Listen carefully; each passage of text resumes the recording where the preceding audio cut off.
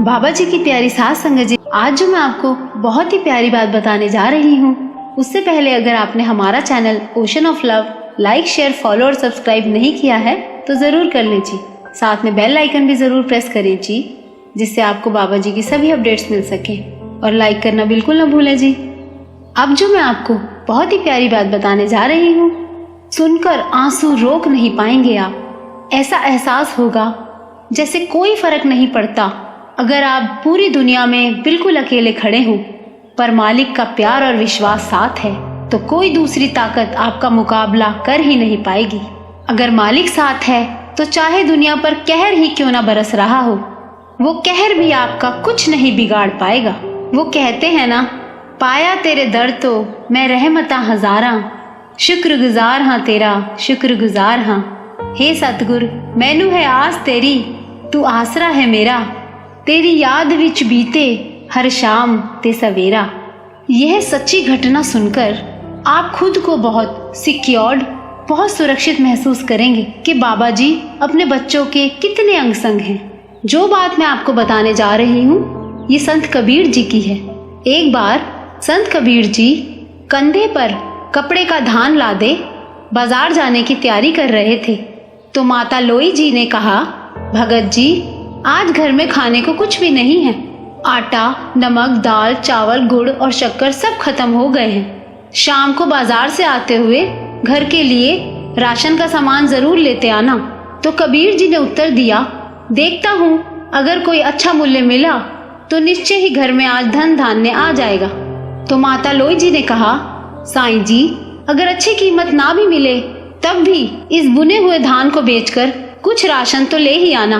घर के बड़े बूढ़े तो भूख बर्दाश्त कर लेंगे, पर कमाल और कमाली अभी छोटे हैं, उनके लिए तो कुछ ले ही आना। तो कबीर जी ने कहा, जैसी मेरे राम की इच्छा। ऐसे कहकर कबीर जी बाजार को चले गए।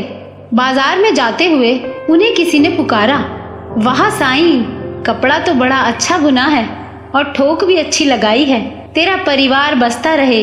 ये फकीर ठंड में कांप कांप कर मर जाएगा, कुछ दया कर और रब के नाम पर 2 चादरों का कपड़ा इस फकीर की झोली में डाल दे। कबीर जी ने फिर पूछा कि 2 चादरों में कितना कपड़ा लगेगा? तो उस फकीर ने उतना कपड़ा बताया। इत्तेफाक से कबीर जी के धान में कुल उतना ही कपड़ा था और फिर कबीर जी ने पूरा धान उस फकीर को दान कर दिया। दान करने के बाद जब कबीर जी घर लौटने लगे तो उनके सामने अपनी माँ, पिता, छोटे बच्चे, कमाल और कमाली के भूखे चेहरे नजर आने लगे। और फिर लोई जी की कही बात कि घर में खाने को कुछ भी नहीं है, दाम कम भी मिले तो भी ले आना, ये सब नजारा सामने आ गया।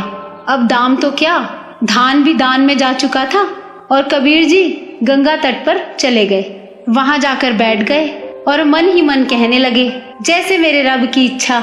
जब सारी सृष्टि का ख्याल भी खुद रखता है तो अब मेरे परिवार का ख्याल भी वो खुद ही करेगा।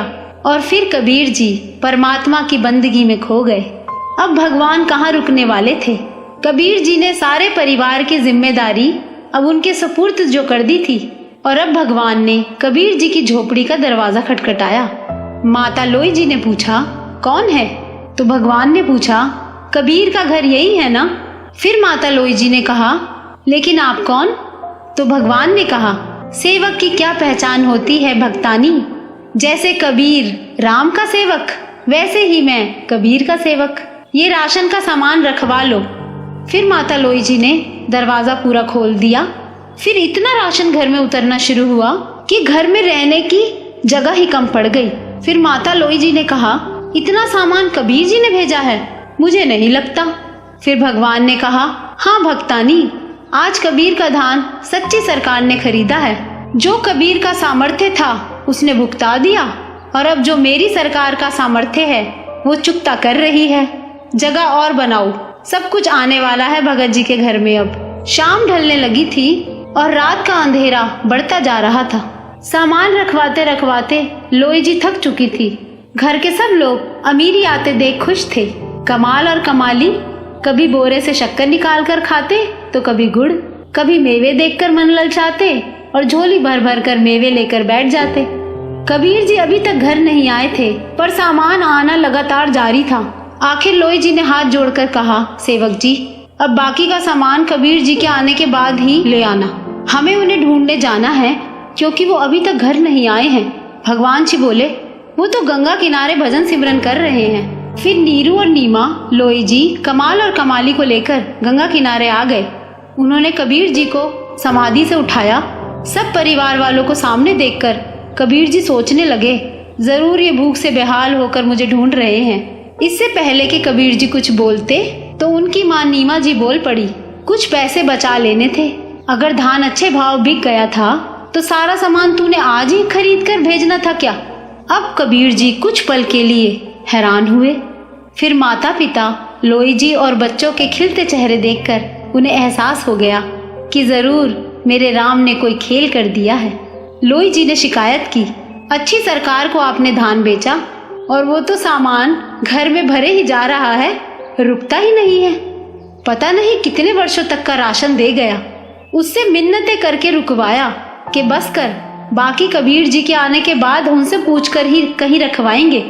अब कबीर जी हंसने लगे और बोले, लोई जी, वो सरकार है ही ऐसी, जब देना शुरू करती है तो सब लेने वाले थक जाते हैं।